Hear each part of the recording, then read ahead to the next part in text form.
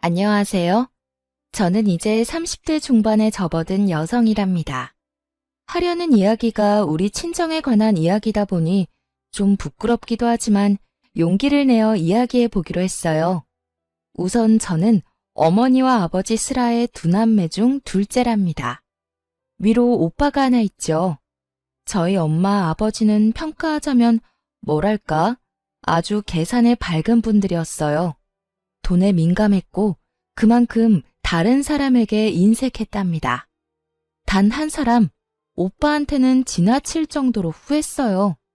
오빠는 할아버지, 아버지에 이어서 3대 독자인 아들이었어요. 그러다 보니 오빠는 어렸을 때부터 금이야 오기야 컸죠. 뭐든지 오빠가 먼저였고 저는 집안에서 거의 존재감이 없었어요. 제가 어렸을 때 할머니가 점을 보신 적이 있었는데 제가 오빠의 앞길을 막을 존재라고 낳지 않는 것이 좋았을 것이라고 했대요. 부모님과 할머니는 그 점쟁이의 말을 아주 확실한 것으로 믿어버린 것 같았어요. 그래서 저는 마치 길에서 주워온 아이처럼 살았거든요. 초등학교를 다니던 시절인 어린 시절부터 부엌 심부름을 하며 자라야 했어요. 초등학교 시절 얼마나 먹고 싶은 것도 많고 갖고 싶은 것도 많은 시절인가요? 저는 먹을 것 하나, 갖고 싶은 것 하나 제대로 먹고 가질 수가 없었어요. 우리 집은 부유하지는 않았지만 그렇다고 해서 남에게 아쉬운 소리 할 만한 집안은 아니었는데도요. 경수가, 오빠가 잘 돼야 우리 집안이 잘 되는 거지. 너는 중학교 졸업하고 아르바이트해서 집안에 좀 보태라. 그리고 오빠가 좋은 대학에 가도록 다들 노력하자꾸나. 중학교밖에는 보내주지 않겠다는 청천벽력 같은 말이었죠. 저는 대학은 꿈도 안 꿨지만 그래도 고등학교는 보내줄 줄 알았어요. 결국 저는 고등학교 진학을 포기했고 근처 편의점에서 일하면서 고등학교를 혼자 힘으로 마치기로 했죠. 밤낮 교대 근무를 하면서 남는 시간에 열심히 공부했어요. 반면에 오빠를 대학에 보내기 위해 엄마 아빠는 별별 노력을 다 하더라고요. 과외 선생을 붙인다, 비싼 학원에 보낸다 등등 할 수 있는 일은 다 했답니다.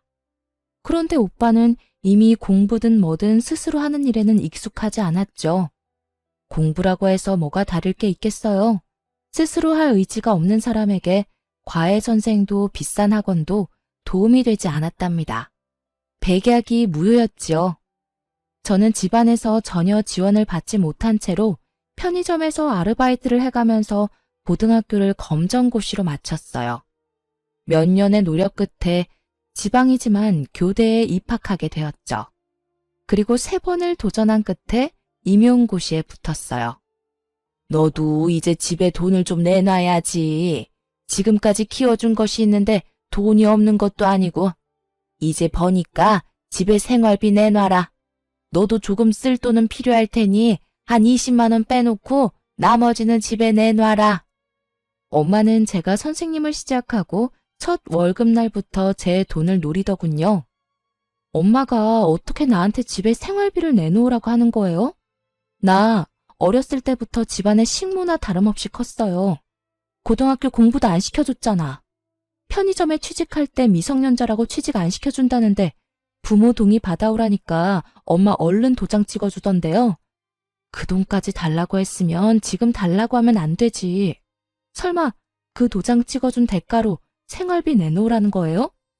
엄마가 저한테 해준 게 대체 뭐가 있다고 돈을 내놓으란 거예요. 엄마의 요구를 거절했어요. 그리고 아예 집을 떠나서 학교 근처에 자취방을 하나 구했죠. 집을 벗어나니 정말 세상이 자유롭더군요. 그러나 돈을 요구하는 엄마의 연락은 집요하게 계속되었어요. 오빠는 왜 나가서 아르바이트도 못한대? 오빠한테 나가서 일해서 집에 돈 내놓으라고 하세요. 분명 말하는데 나는 한 푼도 못 줘요. 오빠는 도대체 무슨 생각인지 매일 집에서 빈둥빈둥 프로야구나 보면서 시간을 보내는 것 같더군요. 엄마의 생활비를 요구하는 방식은 이제 아주 노골적이었죠. 어느 날 제가 퇴근을 하려는데 학교 앞에서 엄마가 기다리고 있더라고요. 제가 그렇게 거부하는데도 또 씨알도 안 먹힐 요구를 하더군요. 오빠가 어떤 괜찮은 직장의 면접을 보아야 한다며 면접에 입고 갈 명품 양복을 사달라고 말이죠. 그런데 놀랍게도 상무직함의 자리라죠. 그리고 요구하는 양복의 가격이 거의 200만 원에 육박하는 양복이었고요. 헛웃음이 나올 수밖에 없었어요. 절대 안 된다며 거절하긴 했지만 절대로 정상적인 회사는 아니다 싶었는데 나중에 알고 보니 어떤 술집이었어요. 술집의 술 상무 자리였죠. 하긴 술 좋아하고 담배 많이 피우고 오빠에게 딱 맞는 자리라는 생각은 들었죠. 그러던 중 퇴근 후 엄마가 웬일인지 사근사근한 목소리로 집으로 오라고 하더라고요. 또 돈 얘기겠지 싶어서 가기 싫었지만 인사할 사람이 와 있다고 하기에 억지로 집으로 갔어요. 얘, 인사해라. 네 옳게 될 사람이야. 얘가 우리 딸인데 일이 잘 풀려서 선생님이지 뭐니? 서로 인사들 해라. 시누이 옳게 될 사이들 아니냐. 아마 우리 딸이 결혼할 때 많이 도와줄 거다. 오빠가 일하는 그 술집에서 일하는 사람인지 아니면 손님이었는지 모르겠지만 그 술집에서 만난 사이라고 하더군요. 이번에는 오빠의 결혼 자금을 끈질기게 요구했어요. 하지만 저는 축의금 봉투 하나만 전달하고 제 역할을 끝냈죠. 오빠는 결혼을 해서도 자기 살림을 꾸릴 능력이 없는 사람이었어요. 그 올케라는 사람도 도대체 밖에서 뭘 하는지 집에 붙어있지 않고 돌아다니는데 왜 두 사람 먹고 살 돈조차 벌 수 없는지 황당하더군요. 네 오빠가 그 상무자리 그만두고 사업을 좀 할 것 같구나. 그래서 말인데 경수가 네가 직업도 확실하고 신용도도 좋으니 대출을 최대한 받아서 좀 보태라. 네 오빠가 이번엔 사업 아이템을 제대로 잡았어. 생활비조차 못 버는 사람이 사업이라니. 그것도 대신 대출을 해달라고 부탁하는 엄마가 더 이상 제 부모로 보이지 않았어요. 저는 분명히 오빠한테 가는 돈은 못 해준다고 딱 잘라 말했고요. 한 푼도 못 내놔요. 나 어릴 때 부엉이라면서 자란 사람이에요. 인형 하나 사달라고 그렇게 말해도 누가 쳐다보기나 했어요? 내가 간신히 용돈 모아 사서 놀던 종이 인형 태우면서 놀던 오빠예요. 내가 너무 화가 나서 오빠를 밀었다고 나 매 무척 맞았어요. 도대체 밥 먹고 화장실 가는 거 말고 오빠가 스스로 할 수 있는 일이 뭔데요, 대체? 이번에도 엄마, 아버지가 대신 사업자금 마련해 주세요. 공부랑은 상관도 없는 사람 3수, 4수까지 시키면서 대학 보내겠다고 들인 돈 정도면 오빠 사업자금 대고도 남아요. 보세요. 얼마나 능력이 없으면 결혼하고 나서도 부모 손길 떨치지 못해 애새끼 마냥 돈 달라고 하는 꼴을 좀 보시라고요. 오냐, 그래. 내가 너한테 뭘 바라겠냐? 아이고, 제 오빠 앞길을 가로막을 것이라고 하더니만 아주 그 말이 딱 맞아. 제 오빠가 일을 하겠다는데 한 푼도 못 돕겠다고? 이게 낳고 키워준 대가냐? 엄마하고 이렇게 큰 싸움이 되었어요. 엄마가 절 한 대 칠 듯이 말했지만 제 입장을 굽히지 않았죠. 그런데 올케가 결혼한 지 7개월 만에 아들을 낳았어요. 알고 보니 속도 위반이었죠. 그렇게 세월이 지나면서 저도 이제 결혼을 생각할 나이가 되었어요. 같은 학교 동료 교사 한 사람이 제 마음에 들었죠. 학교 안에서 이 사람의 성실성과 근면함을 인정하지 않는 사람이 없었거든요. 인사고과 성적도 좋았고 학생들에게도 인기가 있는 사람이었어요. 그리고 그 사람을 아는 모든 사람들이 착하다고 평가하는 사람이었죠. 저하고는 나이 차이가 좀 있었거든요. 처음엔 서로 설레는 마음을 안고 연애를 시작했는데 시간이 지나도 선뜻 결혼하자는 말을 안 하는 거예요. 결국은 제가 먼저 마음을 밝혔는데 단번에 차이고 말았답니다. 나도 경숙 씨 참 좋아하는데 내 처지가... 미안해요, 경숙 씨. 나 살기 바빠서 연애는 지금처럼 가볍게 해도 저는 결혼은 못하겠어요. 정말 미안해요. 거의 울다시피 이런 말을 하는 것이었어요. 그 다음 날부터 그 사람에 대해 여기저기 물어보았어요. 동료 교사가 저에게 몰랐냐며 한 가지 말을 해주더군요. 아들 아이가 하나 딸려 있어요. 글쎄 아이가 어릴 때 아이 엄마가 사고로 세상을 떴다지 뭐예요? 젊은 사람이 재혼을 해야 할 텐데 아이 때문에 쉽지 않은가 봐요. 사람은 정말 어디다 내놔도 괜찮은 사람인데. 분명 저를 좋아한다는 진심은 느껴졌는데 그 사람에게 처한 환경이 그를 막고 있다고 생각했어요.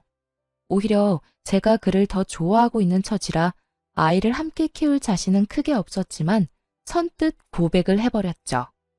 이런 일에 처음부터 자신 있는 사람은 없다고 생각했어요. 가장이 번듯하면 아이가 딸려있건 없건 문제될 게 없다고 생각했고요. 그와 그의 아이를 키우면서 어려움도 같이 헤쳐나갈 마음의 준비를 했답니다. 저희 집에서는 한바탕 또 말거리가 생긴 셈이었죠. 하긴 이 주제에 그런 결혼밖에 더 하겠니?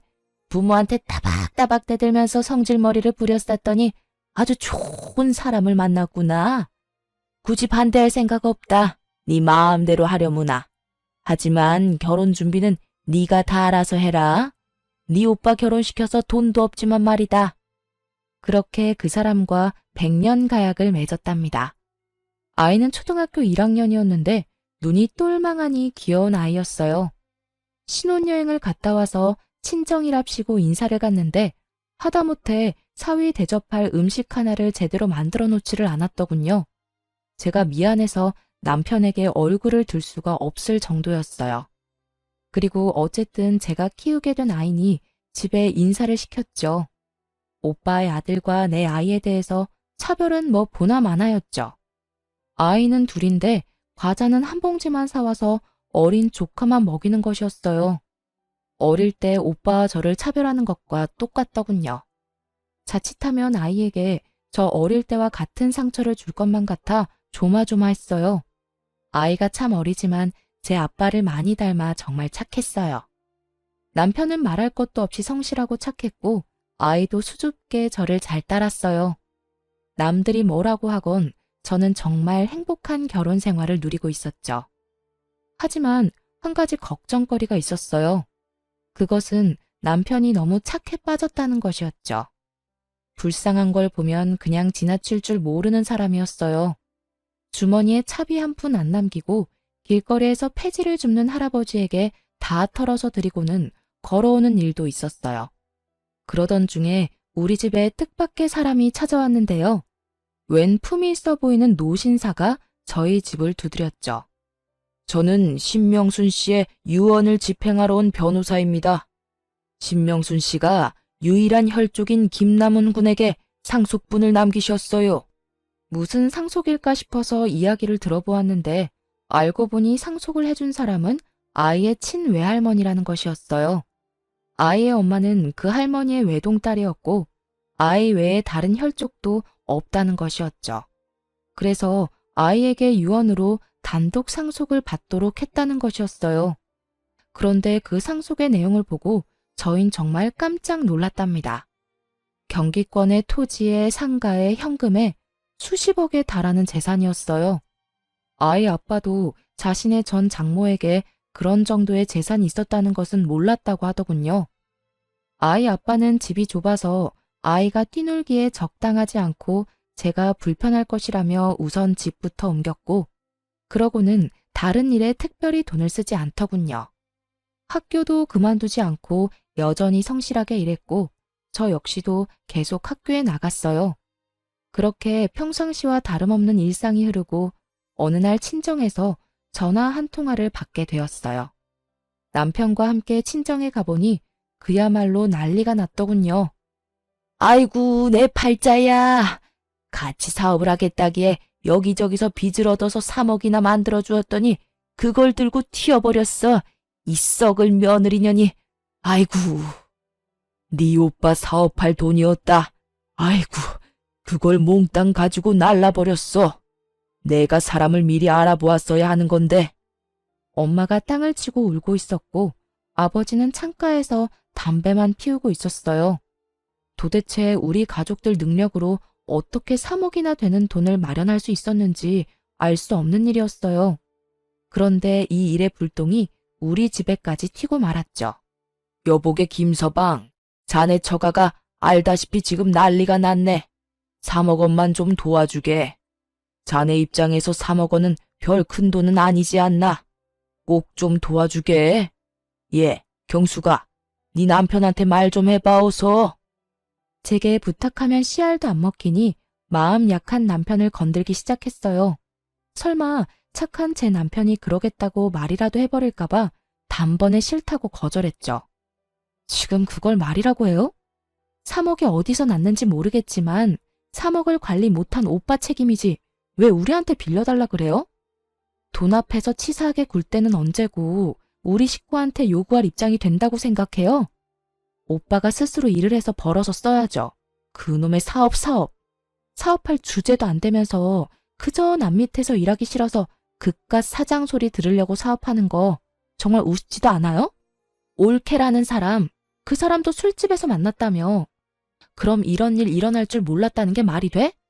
앞으로 이 지긋지긋한 집이랑 인연 끊을 테니까 돈 빌려달라는 말 다시 꺼내기만 해봐. 그리고 우리 남편한테 몰래 연락해서 돈 달라고 압박 주기만 해봐요. 그땐 진짜 가만 안 있어. 다 뒤엎어버릴 테니까. 내 말 잘 알아들어요? 제가 아주 단호하게 거절을 하니까 집요하게 조르던 부모님이 일단 물러서더군요. 저는 이렇게 친정집으로부터 더 멀어지고 있었어요. 엄마, 아버지도 그리고 그 한심한 오빠도 더 이상 보고 싶지가 않더라고요. 착하디 착한 남편은 또 가족끼리 그러는 거 아니라고 저를 설득했고요. 저는 남편한테 착한 것이 나쁜 것은 아니지만 무조건 착한 것도 문제가 될 수 있을 것이라고 따끔하게 일렀죠. 그런데 그 무렵 친한 친구한테 전화를 한 통화 받았어요. 예, 경수가, 이게 얼마만이니? 너 결혼식 때 보고 이게 처음인가 보다. 얼마나 깨가 쏟아지길래 이렇게 연락이 없니? 저는 그동안 직장 다니랴 아이 키우랴 정신이 없었다고 친구한테 미안하다고 사과를 했는데 뜻밖의 대답이 들려왔어요. 예, 나 말야, 네 오빠 제주도에서 봤는데 꽤 고급 호텔이었거든? 그런데 네 오빠랑 네 부모님까지 다 같이 있는 것 같더라. 너 알고 있나 싶어서 연락했어. 저는 웃으면서 친구한테 잘못 본 거 아니냐고 되물었죠. 친정 상황이 그런 비싼 곳에 드나들 상황이 아니라고 말이에요. 그랬더니 친구가 두 눈으로 똑똑히 보았다며 셋이 지금 어디에 머물고 있는지 꼭 확인해 보라며 당부하더군요. 전화를 끊고 곰곰이 생각하다가 결국 친정집으로 가보았죠. 정말 황당하게도 다른 사람이 살고 있더라고요. 저한테 알리지도 않은 채 이사를 한 것 같더군요. 그럼 친구의 말이 맞다는 건데 3억이 없어 구걸하던 가족들이 갑자기 고급 호텔이라니 너무 찝찝한 건 어쩔 수 없더라고요. 남편에게도 이 사실을 알렸더니 갑자기 제게 충격적인 말을 건네더라고요. 여보, 갑자기 가족들이 전부 이사를 간 거 있죠? 아무리 연 끊고 살겠다고 내가 먼저 말은 했지만 이사 간 것도 말 안 하고 연락 두절된 게 가족이라고 할 수 있을까요? 당신은 혹시 뭐 들은 거 없어요? 사실 당신이 싫어할까봐 말을 못했는데 처남댁이 사업을 한다고 해서 돈을 빌려준 거 사실 나였어. 그리고 그걸 처남댁이 들고 사라졌다고 해서 해결해준 것도 또 나였고. 미안해. 처가는 어려운 것 같은데 당신은 죽어도 반대할 것 같고 해서 나중에 이야기해서 이해받아야겠다고 생각하고 그렇게 했었어. 미안해. 정말 미안해. 그러니까 처음에 오빠와 올케가 같이 사업을 하겠다고 해서 빌려준 돈 3억? 그걸 올케가 들고 튀었다면서 또 빌려간 돈이 또 3억이라는 것이었죠. 합쳐서 자그마치 6억이었어요. 이제는 저도 남편의 그 대책 없는 착한 성격에 대해 참을 수가 없었어요. 여린 사람이라는 것을 알면서도 대체 왜 그런 큰 돈을 제게 말도 없이 해줬는지 남편에게 큰 실망을 하고 말았어요. 6억이 6만 원인 줄 알아요? 당신 정말 왜 이렇게 내 말 안 들어? 그 돈이 거기 가서 쓸모 있는 곳에 쓰인다면 내가 말을 안 해. 보나마나 되지도 않을 사업에 투자해버리고 날릴 돈이었다고. 도대체 내가 우리 친정 도와달라고 말한 적 있어요? 왜 시키지도 않은 짓을 해서 날 이렇게 난처하게 만드는 거예요? 지금 내 속이 얼마나 끓고 있고 나문이한테 미안한 줄 알아요?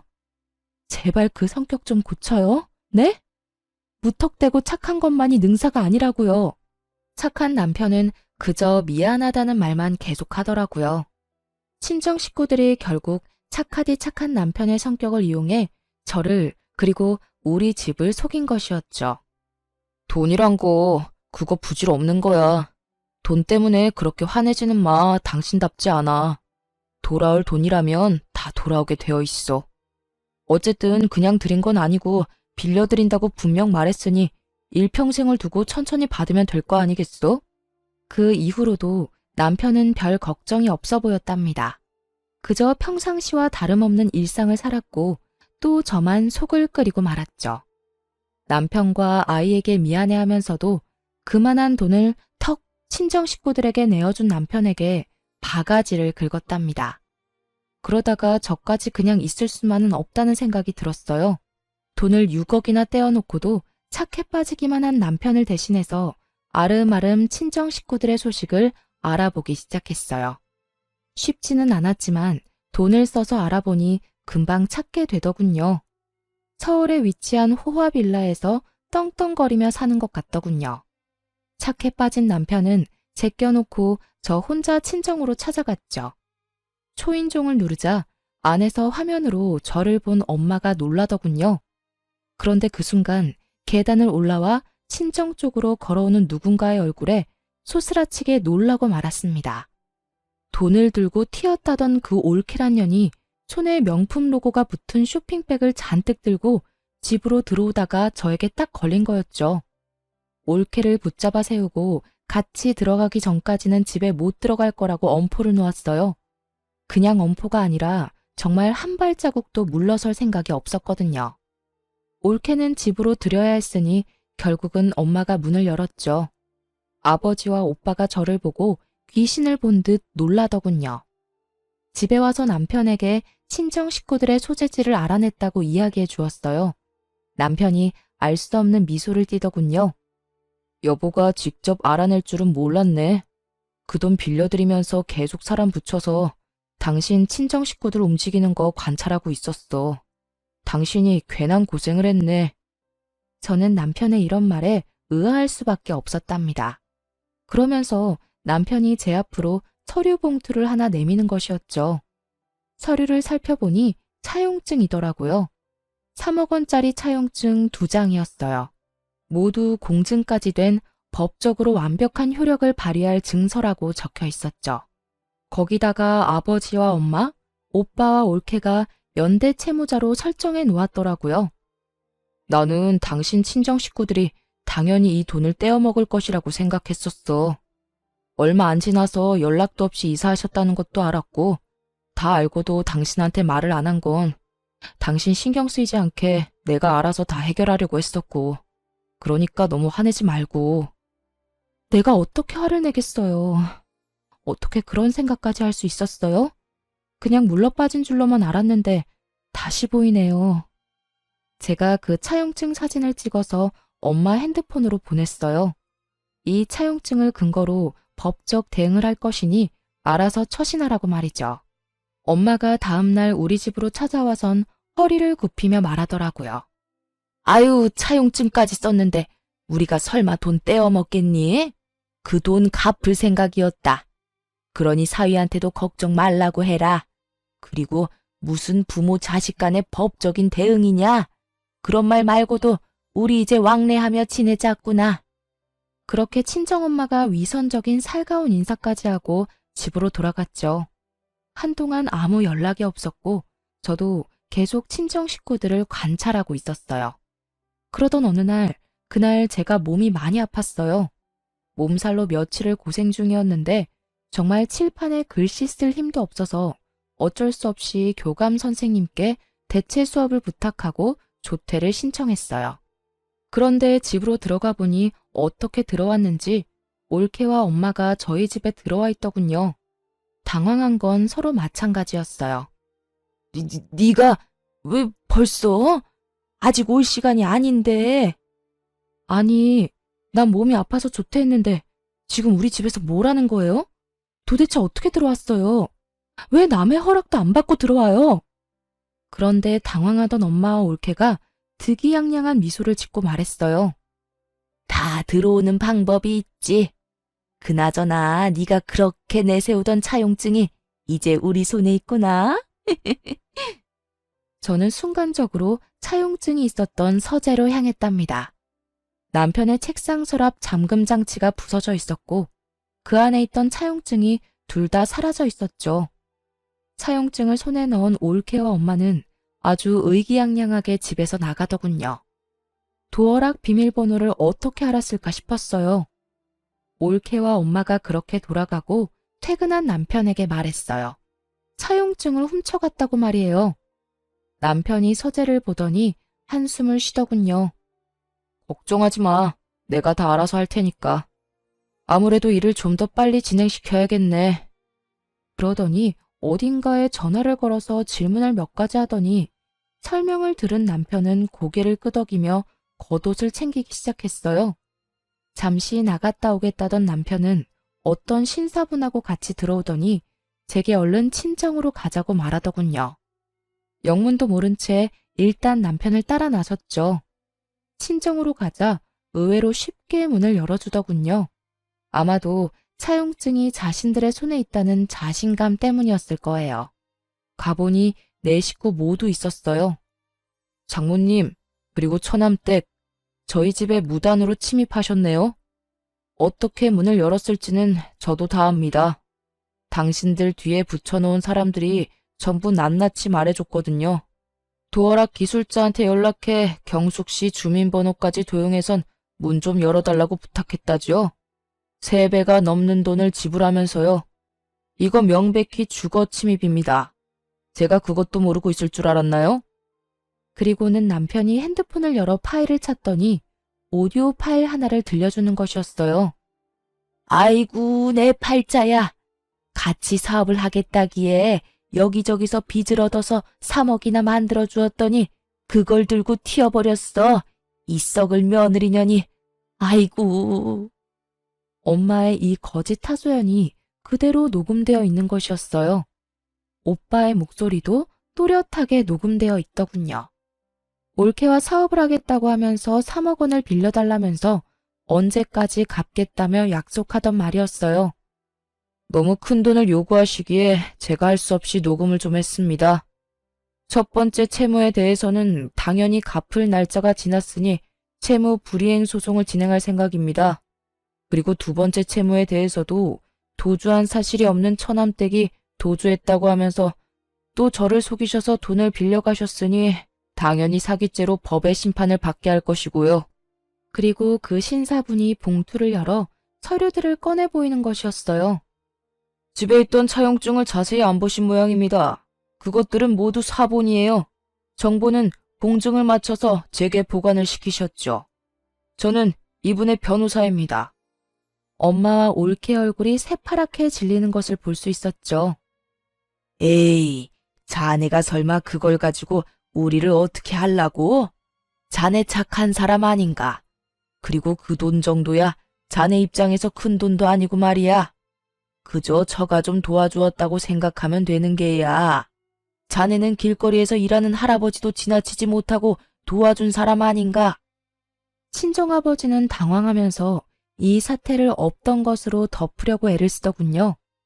아무리 화가 나더라도 친정아버지를 때릴 수도 없고 정말 제가 우리 할아버지로 환생을 하고 싶더라니까요.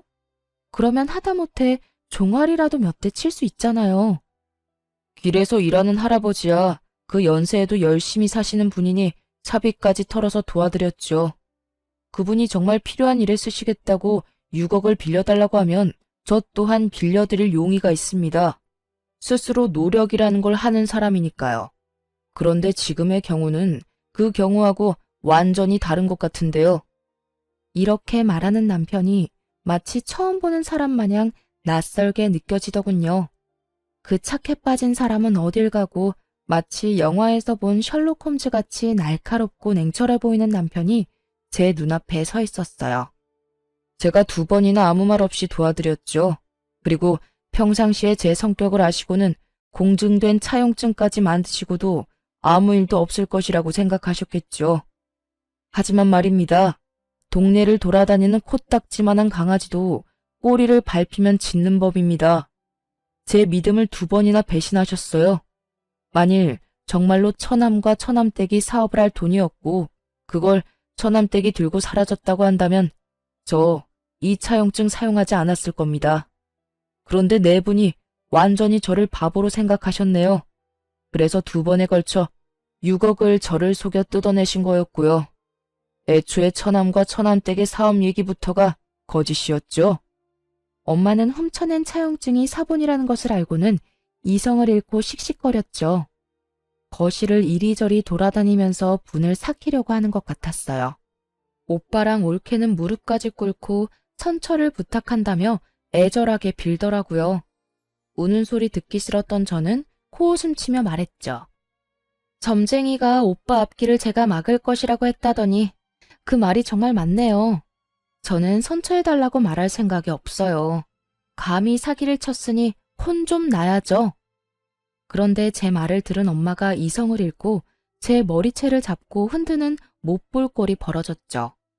남편이 뒤늦게 떼어놓으려 하는데도 엄마는 정말 있는 힘을 다해서 매달리더라고요. 도저히 뿌리칠 길이 없을 정도로 힘이 강했어요. 그 순간 하필이면 함께 데리고 온 아이가 부딪혀 벽에 튕겨지고 말았어요. 아이를 맡길 마땅한 곳이 없어서 함께 온 것인데 방 안에 들어가 있으라고 일렀더니 어른들 고함 소리가 들리자 무서워서 나온 것이었죠. 부딪힌 머리 쪽에 피가 보였고 피를 보더니 엄마도 흠칫하는 것 같았죠. 저 아이가 내 집을 함부로 드나들 때부터 기분이 안 좋았어. 건방지긴. 경숙이 너하고 피는 한 방울도 안 섞였는데 똑같구나. 어찌나 맹랑하고 당돌한지 아주 볼 때마다 똑같다 싶었다니까. 아이에게 정말 눈물이 날 정도로 미안했어요. 급히 119를 불렀고 응급실 한편에 누운 아이의 손을 잡고 울음을 터뜨리고 말았어요. 나문아, 엄마가 미안해. 정말 미안해.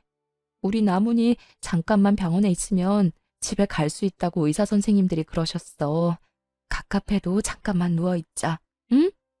다행히 뇌나 머리뼈에는 이상이 없다고 하더군요. 하지만 봉합수술을 했어요. 상처가 깊었고 꽤 많이 꿰맸다고 의사가 말하더군요.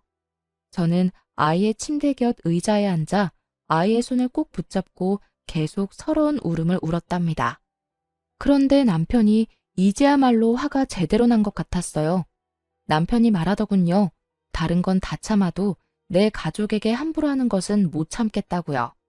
당연히 민 형사상의 책임을 모두 묻겠다고 했죠. 남편은 우선 우리 집에 허락 없이 도어락 기술자를 속여서 들어온 일에 대해서 주거 침입으로 엄마와 올케를 경찰에 고소했어요. 그리고 채무에 대한 연대 책임을 지고도 상환을 하지 않는 가족 모두를 가장 형벌이 센 사기죄로 고소했죠. 아버지가 그제야 당황하기 시작하는 것 같았어요. 3억 원은 가지고 있는 땅 팔아서 먼저 갚으마. 그러니 네 엄마부터 합의해주면 안 되겠니? 자식이 어떻게 부모를 범죄자로 만들 수 있겠어? 너 그러면 안 된다. 어떻게 머리채 한번 잡았다고 고소한다는 게 말이 되니? 착한 사람이 화가 나면 더 무섭다는 말이 있죠. 남편이 딱 그랬답니다. 2번이나 자신에게 사기친 것에 더해 우리 집에 무단으로 침입했고 그것도 모자라 다른 가족들이 보는 앞에서 잘못도 없는 제 머리채를 잡은 일에 화가 많이 났더군요. 물론 아이의 사고에도 화를 내고 있었고요. 이렇게 형사상 고소에 이어서 이제 민사상으로 돈을 돌려받기 위해 만들어둔 완벽한 서류를 가지고 차분히 소송을 진행했답니다. 재산을 은닉할 것을 우려해 변호사의 도움을 받아서 친정 식구들의 명의로 되어 있는 자산에 대한 가압류부터 신청하더군요. 당신 식구들이 나를 어지간히도 얕잡아 보았나 봐. 그렇게 6억씩이나 나를 속여서 뜯어내놓고도 재산 한 푼 남의 명의로 돌려놓질 않았더군. 내가 알아봤자 아무 짓도 못할 것이라고 생각했었던 모양이더라고. 아마 재산을 다른 사람 명의로 돌려놓았다면 평생 하는 일에 대한 급여에도 압류를 넣어 일생 동안 받을 생각도 있었지. 저는 이제야 가슴을 쓸어내릴 수 있었답니다. 도와줄 때는 진심으로 도와주었지만 친정에서 제가 결혼 전까지 겪은 서러운 일들을 모두 들은 남편이 미리 완벽한 서류를 만들어 둔 것이었죠. 그렇게 해놓고도 친정 식구들은 저와 남편을 철저히 무시했던 모양이더군요. 호화빌라를 엄청난 보증금을 내면서까지 월세로 살았고 남는 돈으로 여기저기 여행을 다니면서 생활을 했던 것 같았어요. 그리고 경찰이 증거물로 압수한 오빠와 아버지의 핸드폰에서 이런 경악할 문자까지 보게 되었는데요. 아버지, 매제가 아주 물컹이인데 말이에요. 이번엔 어떤 이유를 대고 돈을 달라고 할까요? 엄마 아버지가 빚에 쪼달리고 있다고 하니까 3억 원을 선뜻 내놓았잖아요. 이번엔 아주 아버지가 불치병에 시달리고 있다고 할까요? 그래, 그것도 좋은 생각이구나. 그것도 아주 돈 많이 드는 고액감에 걸렸다고 해봐. 그러면 아마 그 물컹이가 지갑을 또 열 거다. 빌려간, 아니 사기친 돈으로 호화 생활을 하며 떵떵거리던 친정은 이제 폭망할 처지에 놓이고 말았어요. 그런 친정 부모와 오빠에게 제가 한마디 해주었어요. 나더러 애딸린 신랑 만났냐고 비웃더니 도대체 사람 보는 눈이 있는 거예요, 없는 거예요? 올케 절대로 좋은 엄마나 며느리 될 사람 아니었어요. 그것도 못 알아보고 착한 사위는 이용하고 도대체 어떻게 사람들이 이래요? 스스로 살아갈 생각은 전혀 없고 기재라도 걸려서 다행이지. 아무 죄 없는 남편이랑 제가 피눈물 흘리는 건 안중에도 없죠. 모든 법적인 절차를 다 동원해서 당한 값은 모두 되돌려 줄 테니까 알아서들 하세요. 집안 사정이 이렇게 되자 올케네는 매일 밤 부부싸움이 일어난다고 해요. 얼마나 크게 싸우는지 옆집 할머니가 신고를 다 했더라고요. 정말로 올케가 집을 나가겠다고 선전포고를 했는지 부모님도 한 번 더 찾아와 제게 싹싹 빌더군요. 그런데 정말 친정 식구들 구제불능이었어요. 다른 사건 하나가 또 저를 웃게 만들었답니다. 친정 일이라면 이제 아주 서러운 일이라도 눈물보다 웃음이 먼저 나오더군요. 올케와 오빠가 물건을 집어던지며 싸우다가 조카 아이가 다쳤다더군요.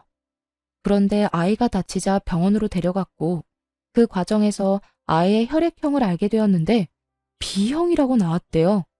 오빠와 올케는 혈액형이 모두 O형이라고 했어요. 결국 조카가 오빠의 친자식이 아니었다는 것이었죠. 오빠가 올케에게 아이를 데리고 나가라고 또 한바탕 전쟁이 났다죠. 엄마와 아버지가 올케를 내쫓았다더군요. 올케에 대한 주거 침입건은 여전히 조사 중이었는데 뜻밖의 사실을 알게 되었는데요. 올케가 먼저 만나던 남자가 있었는데 결혼은 하지 않고 동거를 했었나 봐요. 아마 아이의 친부되는 남자였겠죠. 올케가 그 남자에게서 돈을 빌렸는데도 갚지 않자 이 남자가 고소를 했고 사기죄로 유죄 판결을 받은 전력이 있다고 했어요. 이런 사실이 드러나자 올케는 도주의 위험이 있다고 경찰이 여겼는지 구속수사로 전환시켜 착실히 조사받고 있는 중이고요. 그 여자 처음 본 순간 어떤 사람인지 제가 딱 알아보았죠. 시집에 인사하러 온 여자가 짧은 치마에 화장은 또 어찌나 진한지 화장 두께가 1cm는 될 것 같았거든요. 오빠나 올케나 독인 객인이라고 생각했었죠. 우리 아이의 상처는 빠르게 아물고 있었지만 제 친정에 대한 마음은 식구들 앞에서 제 머리채를 잡던 그 순간에 아주 완전히 닫혀버렸죠. 저는 이제 친정과는 확실히 절연했고요. 하지만 지금도 끈질기게 합의를 요구하고 소송을 취하해달라고 싹싹 빌고 있어요. 남편과 저는 절대로 그럴 생각이 없다는 입장이고요. 사람과 사람 관계라는 것이 참 어렵다는 생각이 들더군요. 도대체 자신들 슬하에 태어난 모두 같은 자식인데 저한테만 왜 그렇게 심하게 대하며 키웠는지 엄마에게 물었었죠. 점쟁이가 네가 우리 집안에 재수가 없는 아이라고 했다. 원래 내다 버리라고 했었어. 그 말을 들었어야 했는데 그러지 못해서 이렇게 됐구나. 부의 막급이다. 그저 평범하게 다른 집들처럼 공평하게 자랐더라면 아마도 가족끼리 서로 도울 수 있었을 거예요. 그런데 이 당연한 일이 왜 우리 집에서는 그렇게도 어려웠던 것일까요? 엄마를 비롯해 가족들의 사기 혐의에 대하여는 피해액이 5억이 넘는 경우이므로 특정 경제가중처벌법이 적용되었어요. 그래서 이를 주도한 엄마가 1년 6월에 징역을 선고받았어요. 오빠도 엄마보다는 혐의가 약한 것으로 인정되었지만 특경법에 의해 징역 1년을 선고받았죠. 올케는 약식 기소로 벌금 500만 원을 내게 되었고요. 그리고 친정 식구들에게 남은 것은 하나도 없었죠. 살고 있던 집, 그 외에 우리에게서 가져간 돈으로 사놓은 부동산 등 모든 재산이 차용증을 근거로 압류되었죠. 들려오는 말로는 방 한 칸에서 아버지 혼자 지낸다는 말을 들었어요. 제 남편에 대한 사기에서 가장 적은 역할을 했다고 해서 아버지는 기소되지 않았죠. 세월이 다시 무심하게 흘렀어요. 아이는 어느새 자라 초등학교 5학년이 되었답니다. 머릿속 깊숙이 봉합수술을 한 흉터가 남고 말았어요. 아이의 머리를 쓰다듬을 때마다 미안함에 그저 눈물만 흘렀어요. 서러웠던 시간이 저에게서 점점 멀어지고 있었지만 아이의 그 상처가 마치 그 모든 세월을 대변하고 있는 것 같았답니다. 그리고 사람의 기억이라는 것이 그렇게 쉽게 지워지는 것은 아니더군요. 어렸을 때부터 시작해서 아이의 머리가 그렇게 다칠 때까지의 과정이 자꾸만 생각나지 않을 수 없었어요. 제가 무얼 어쨌다고, 도대체 집안에 무슨 죄를 지었다고 그렇게까지 증오를 표출했는지 정말 알다가도 모를 일이었어요. 사기죄로 검찰이 엄마를 기소하고 재판을 받는 과정에서도 재판부에 빌긴 했지만 가끔 저와 눈이 마주칠 때 그 눈빛으로 보아 결코 진심으로 잘못했다고 생각하지 않는다는 것을 알 수 있었죠. 최근엔 우리 가정에 경사 하나가 생겼답니다. 다름 아니라 제가 임신을 하게 된 것이었어요. 차별, 생각만 해도 끔찍한 그 일을 혹시 제가 저지르지 않을까 내심 큰 걱정이 되었어요. 내가 우리 나문이하고 이제 곧 태어날 아이를 조금이라도 차별하는 일이 생기지 않을까요? 나도 사람이고 무엇보다 핏줄이라는 게 무서운 거라서 내가 조금이라도 그 사람들을 닮지 않았을까 걱정이 되거든요. 아이를 가졌다고 마냥 기쁠 수가 없어요. 당신 집안에서 누구 하나라도 중심을 잡고 잘못된 것이라고 했었다면, 예컨대 아버님이라도 그러셨다면 일은 많이 달라졌을 거야. 우선은 당신이 반듯한 사람이고 내가 있잖아. 동생이 생긴다는 말에 나문이도 좋아했어요. 손을 꼽아가면서 동생을 기다리는 것 같더군요. 비록 오빠가 있었지만 형제간의 정이라는 것은 생각도 못했던 제 어린 시절의 처지가 다시 생각났죠. 우리 아이들은 그런 일 없이 잘 자라나겠죠?